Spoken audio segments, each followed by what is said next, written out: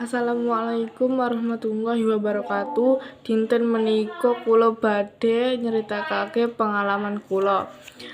Jadi waktu iku aku ana ing omahe kancaku sinambi guyon lan ora let suwe kancaku ngusulake menyang Patra. Amarga aku uga bosen ing omah, mula aku setuju wae. Enak banget yen ana jajanan ing kono nalika preyan. Malah banjur aku wis siap-siap numpak sepeda motor, tapi koncoku ngomong, "Mlaku wae sekalian olahraga ben sehat."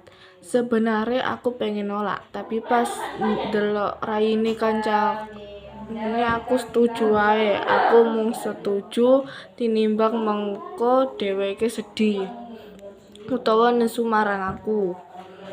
Singkat cerita, aku mung mlaku sawetara menit. Koncoku kandha yen wis kesel lan arep lungguh. Aku mung nututi lan njupuk aqua sing tak tuku lan diperingate lan tak kei nang koncoku. Sawise lungguh kanggo ngilangi rasa kesel, aku terus mlaku nang Patra. Nalika perjalanan aku ora ngerti sebabe, aku tansah mikir bakalan diculik.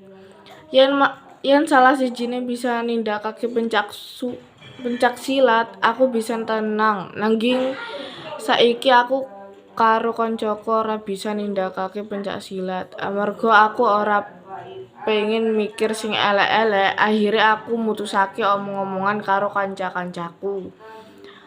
Ora krasa aku arep teka lan nalika arep teka aku kaget amarga aku weruh ana ula, nanging aku ora ngerti ula apa iku. Aku cepet-cepet ngomong marang kancaku yen ana ula. Sawise kuwi aku lan koncoku tuku jajanan karo mampir nang omahe kancaku sing liyane nang Patra. Mung critaku tentang pengalamanku. Wassalamualaikum warahmatullahi wabarakatuh.